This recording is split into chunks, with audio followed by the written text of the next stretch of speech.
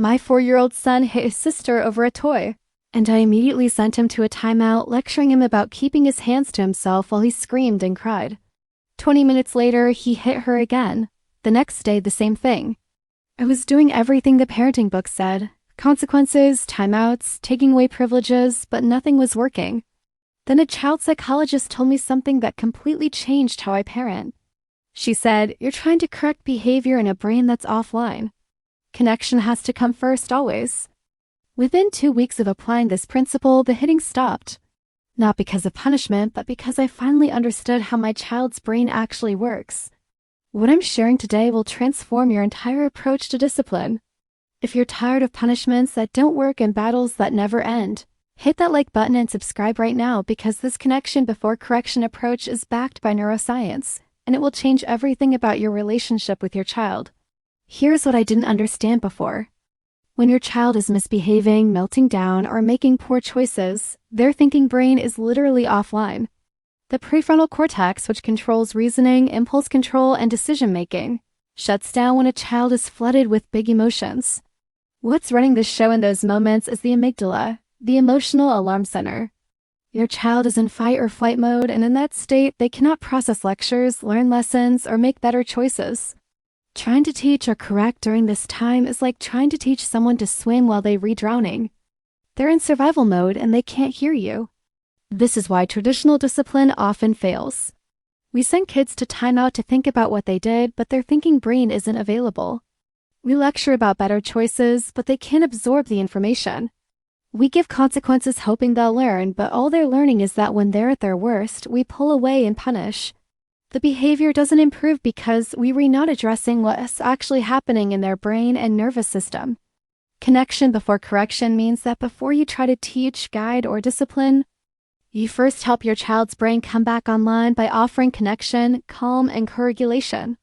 You bring them from that reactive, emotional state back to a place where their thinking brain can function. Only then can real learning happen. This isn't permissive parenting. You're not letting bad behavior slide. You're being strategic about when correction will actually work. Let me walk you through what this looks like in real situations. My son hit his sister over a toy. My old approach was immediate consequence. Go to timeout right now. That's not okay. We don't hit in this house. He'd sit in timeout crying, dysregulated, learning nothing except that mom sends me away when I mess up. My new approach starts with connection. I get down on his level, keep my voice calm, and I might say, "You hit your sister. You must have been really frustrated about that toy. Let's take some deep breaths together." I stay with him while he calms down, maybe offering a hug if he wants it.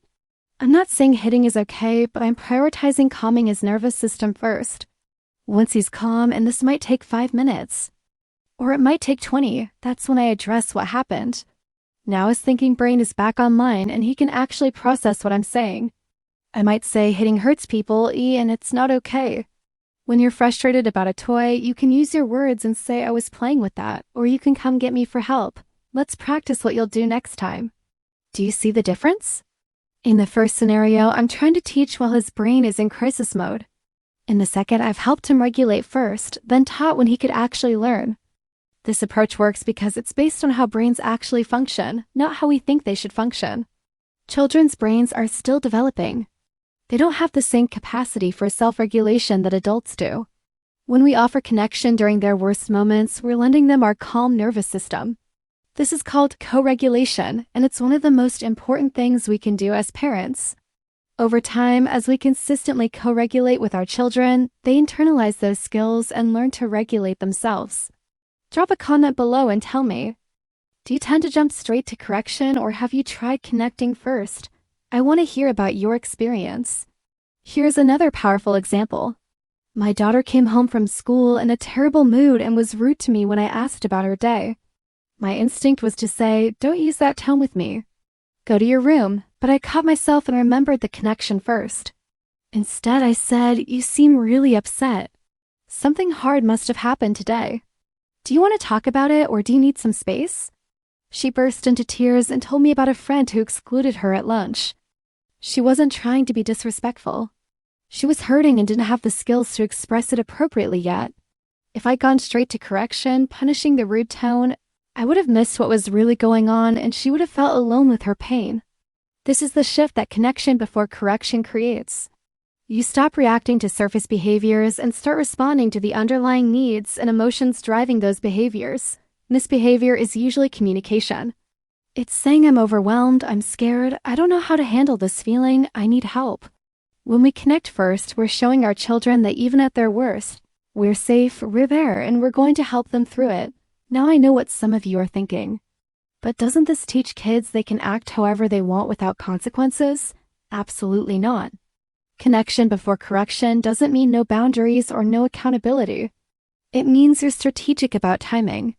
You still address the behavior, you still teach better choices, you still have expectations and limits.